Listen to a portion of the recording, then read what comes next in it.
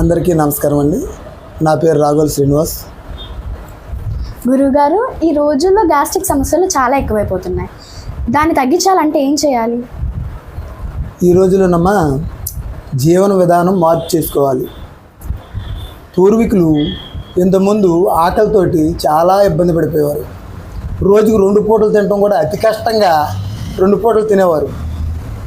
ప్రొద్దుట 7 గంటలకు తిని సాయంకాలం 7 గంటలకే వాళ్ళ భోజనం.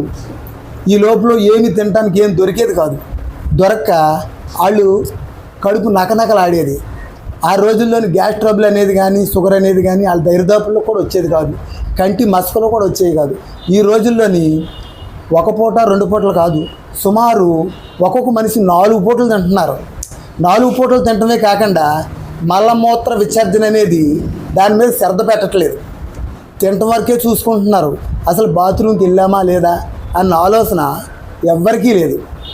ఈ గ్యాస్ ట్రబుల్ అనేది ఎలా వస్తుందంటమ్మా, మనకి ప్రొద్దుట టిఫిన్ చేస్తున్నాం, అంతకుముందు లెగుతూ బెడ్ కాఫీ తాగుతున్నాం, మధ్యాహ్నం భోజనం చేస్తున్నాము, సాయంకాలం భోజనం చేస్తున్నాం.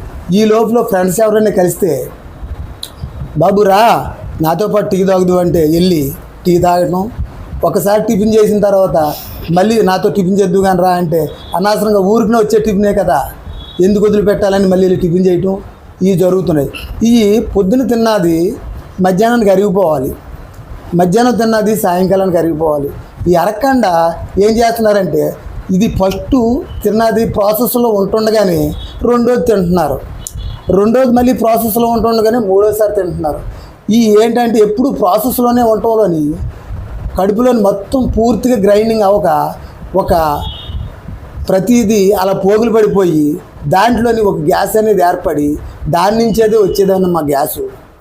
ఈ గ్యాస్ సమస్య 199 మంది విపరీతంగా గ్యాస్తో బాధపడుతున్నారు.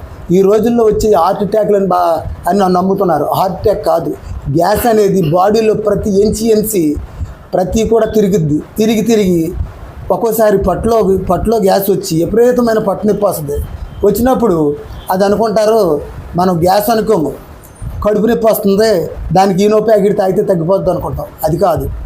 గ్యాస్ అనేది కొన్నాళ్ళు ఈ కిడ్నీల మీద ప్రభావం చూపిస్తుంది. అప్పుడు కిడ్నీలు పాడైపోయినాయేమో, కిడ్నీల్లో రాళ్ళు వచ్చినాయేమో అనుకుంటారు. అది దాని తర్వాత హార్ట్కి చుట్టూరు చిన్నగా సురుకు పోట్లు వస్తాయి. పోట్లు వచ్చినప్పుడు హార్ట్ కంప్లైంట్ వచ్చిందేమో అన్న భయం వేసి చెమటలు పట్టేసి జడిచిపోయి కొంతమంది అప్పుడు కూడా అదే రకంగా చనిపోవడం జరుగుద్ది. కానీ అదేం కాదు. కేవలం గ్యాస్ అనేది చాలా సింపుల్ ట్రిక్స్, దాన్ని తీసి పడేసినట్టు చేసేయవచ్చు. ఈ గ్యాస్ పోవాలి అంటే ఒకటే మార్గం, ప్రొద్దున్న మీరు లేచిన వెంటనే వేడి నీళ్ళు 1 లీటర్ పావు, పెద్దోళ్ళు అయితే లీటర్ పావు వాటర్ తాగటం, పట్టు మీద దృష్టి పెట్టి అటు ఇటు తిరగటం, తిరిగిన వెంటనే విసర్జన జరిగే ఆలోచన మన మనసులోకి ఎప్పుడైతే వచ్చిందో అర్జెంటుగా బాత్రూమ్కి వెళ్ళాలి అన్న ఆలోచన వచ్చినప్పుడు బాత్రూమ్కి వెళ్ళి విసర్జన జరిపించుకోవటం, మళ్ళీ రావటం, మన ఇంట్లో పనులు ఏమైనా ఉంటే చేసుకున్న గంట తర్వాత మళ్ళీ లీటర్ పావు గోరువెచ్చని నీళ్ళు తాగిన తర్వాత మళ్ళీ రెండోసారి కూడా విసర్జన జరిగేటట్టు మనం చూసుకోగలిగితే 100కి 50% గ్యాస్ ట్రబుల్ మనం చేతితో తీసి అవతల పడేసినట్టు అవుతుంది. అదొకటి. మీరు గ్యాస్ రావటానికి ఇంకోటి ఏంటంటే తప్పు, మీరు ఎప్పుడు కూడా పొద్దున్న టిఫిన్ చేసేటప్పుడు విపరీతంగా తినేటప్పుడు నీళ్ళు తాగుతారు, తిన్న వెంటనే తాగుతారు. మీరు చేసే తప్పు ప్రధానమైన తప్పు అదే. పొద్దున్న టిఫిన్ చేసేటప్పుడు నీళ్ళు చుక్క కూడా తాగకూడదు. కొంచెం నిదానంగా నవ్వులుకుంటూ మన లాలాజలంలోని సగం మనం తినే పదార్థం అరిగిపోవాలి. ఈ అరుగుతూ కడుపులోకి ఎప్పుడైతే వెళ్ళిందో మనకి సగం నోట్లోనే అరిగిపోద్ది, కూడా ఉన్న సగం కడుపులోనే ఆటోమేటిక్గా అరిగిపోద్ది. అది ప్రతి ఒక్కళ్ళు కూడా చేయవలసిన పని. అలాగే తిన్న వెంటనే నీళ్ళు తాగకూడదు. మినిమం 1.5-2 గంటల వరకు వాటర్ టచ్ చేయకూడదు ప్రొద్దుట చేసేది. అలాగే మధ్యాహ్నం భోజనం చేసేటప్పుడు కానీ చేసిన వెంటనే కానీ 1.5-2 గంటల వరకు మనం నీళ్ళు టచ్ చేయకుండా ఉంటే మనకి గ్యాస్ సమస్య అనేది దరిదాపుల్లోకి రాదు. మనం తినేటప్పుడు తిన్న వెంటనే నీళ్ళు తాగి చూడండి, తాగకుండా చూడండి, ఈ రెండింటిని టాలీ చేసి చూడండి. తాగిన వెంటనే మనం ఏ పని చేసుకుంటానికి అవకాశం ఉండదు. మనం ముందు మంచం చూపిస్తుంది, మీరు వెళ్ళి కొంచెంసేపు రెస్ట్ తీసుకోండి, రెస్ట్ తీసుకున్న తర్వాత ఉన్న పనులు చేసుకోండి అని. అది మన కడుపు బరువైపోయి ముందు ఒక గంట పడుకున్న తర్వాత ఉన్న పనులు చేసుకుంటానికి అవకాశం ఉంటుంది. మీరు అలా కాకుండా తినేటప్పుడు కానీ తిన్న వెంటనే కానీ నీళ్ళు తాగకుండా మానేసి చూడండి, మీకు పొట్ట ఎంత తేలిగ్గా ఉంటుందో ఏ పనైనా చక్కగా చేసుకుంటానికి అవకాశం ఉంటుంది. ఈ గ్యాస్ అనేది కొంతమందికి ప్రతి ఒక్కరికి సామాన్యంగా తయారయ్యేది గ్యాసు 100 యూనిట్ల గ్యాసు. ఈ 100 యూనిట్ల గ్యాస్ నుండి 50 యూనిట్లు కిందకి అపాన వాయువు రూపంలో కొంత పోద్ది, బయటికి తేనుపు రూపంలో కొంత పోద్ది. కానీ కొంతమందికి గ్యాస్ విపరీతంగా వస్తుందండి గురువుగారు, వాళ్ళు చూడండి బాంబులు భయం అంటే వేస్తున్నారు, మాకేంటండి సరిగ్గా సౌండే రావట్లేదు. ఈ రోజుల్లో ప్రతి ఒక్కరికి గ్యాస్ అనేది విపరీతంగా రావటంలోని కొంతమంది ఏమో బయటికి చెప్తున్నారు, కొంతమంది చెప్పట్లేదు.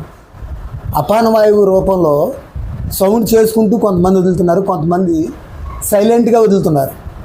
ఈ సైలెంట్గా వదిలేది వీళ్ళు ఏమంటున్నారంటే బయట వాళ్ళు చూడండి ఎంతంత సౌండ్ చేస్తూ గ్యాస్ వదులుతున్నారో, మేమైతే అసలు మాకు గ్యాసే రావట్లేదండి. ఈ రోజుల్లో సెంటర్లో ఏసీలు పెట్టి దాంట్లోని సైలెంట్గా వదలటంలోని జనం మరి విపరీతంగా ఈ స్మెల్కి ఇబ్బంది పడి చాలా దారుణంగా బాధపడుతున్నారు. అయితే ఈ గ్యాసు ఎలా వస్తుంది అనేది ఫస్ట్లో మీకు చెప్పాను. ఇప్పుడు మనం నీళ్ళు తాగటంలోని పొట్ట సాగటానికి మెయిన్ కారణం ఏంటంటే మనం గ్రైండర్లోని కొన్ని మినపప్పు వేసుకుంటాము. మినపప్పు వేసుకున్నప్పుడు దానికి తగు మాత్రం నీళ్ళే వేసుకుంటే చక్కగా పిండి రుబ్బుడు అవుద్ది. అదే నీళ్ళు ఎక్కువగా చెంబుడు పోసేస్తే ఏమవుద్ది, శుభ్రంగా నీళ్ళు ఆ బద్దలో ఈ గ్రైండర్కి దొరక్క ఎంచేపు తిరిగినా అలా తిరుగుతూనే ఉంటుంది. అదే రకంగా మన పరిస్థితి, మన కడుపులో పరిస్థితి.